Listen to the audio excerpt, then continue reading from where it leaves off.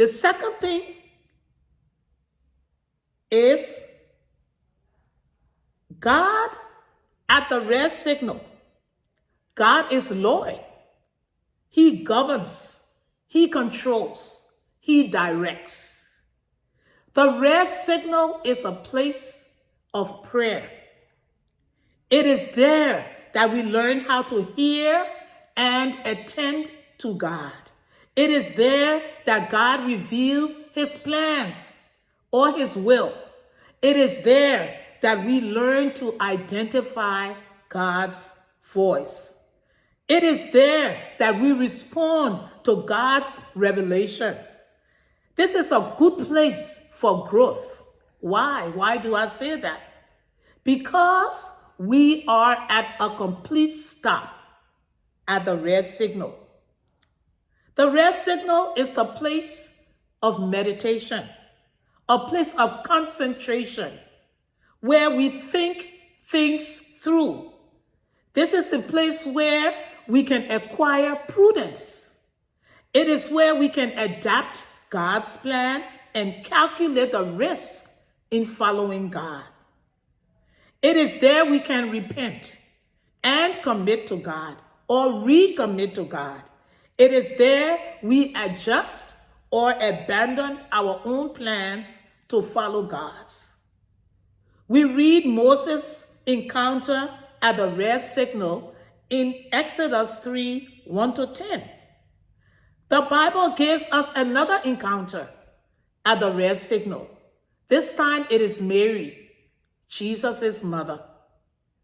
In the Gospel of Luke, chapter 1, verse 26-38, we come across Mary's encounter with God through an angel who tells her what her future is going to be.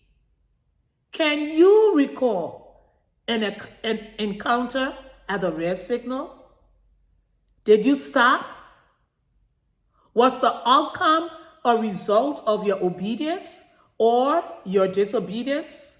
If the latter, it is not too late to repent. The prime purpose of encountering God at the red signal is to receive revelation, to know God's intent, to get instructions, to get a plan or an assignment, as Mary received for her future. Our third focal point is God at the green signal. There, God is Father. He watches over and cares for his children, their present as well as their future. The green signal is the place of testing. This is where we get the opportunity to act out what we believe about God. More importantly, this is where we experience God's love and care as we obey, as we move, as we go.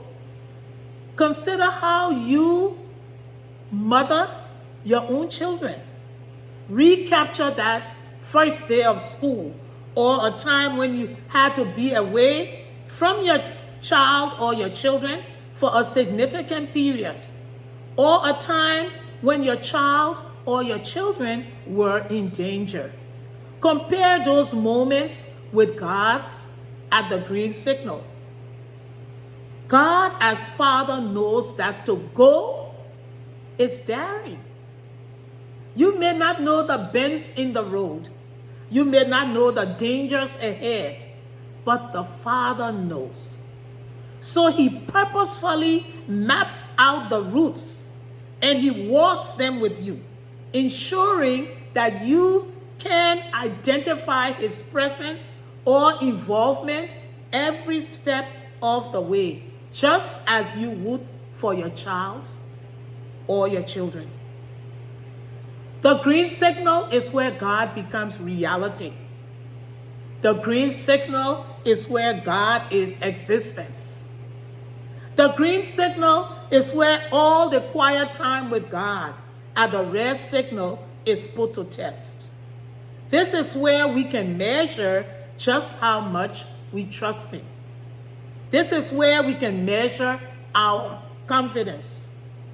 In Exodus chapters 13 and 14, we see the Israelites at the green signal.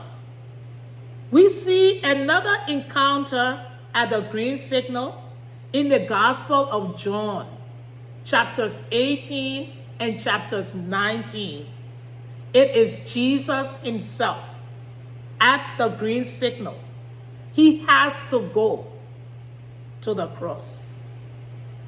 How does he accomplish this? He totally surrenders and relies on God as Father in his exceptional capabilities. How can we apply this to everyday Christian living? Again, we go back to the space method. The space method in Bible study, and we have referred to it in all our podcasts.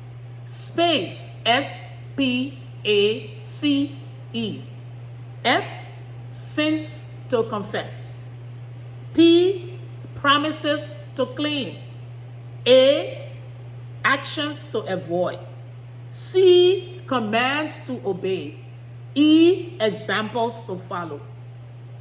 Let's use this method throughout the week as we continue our quiet 20, or maybe now it's 20 plus minute undisturbed time with God on a daily basis. Use the scriptures we suggest every week so that we all can study together. So for tomorrow on Tuesday, use the Gospel of John, chapter 1, verse 35 to 50. On Wednesday, use Luke 1, 26 to 38. Thursday, John 18. Friday, John 19.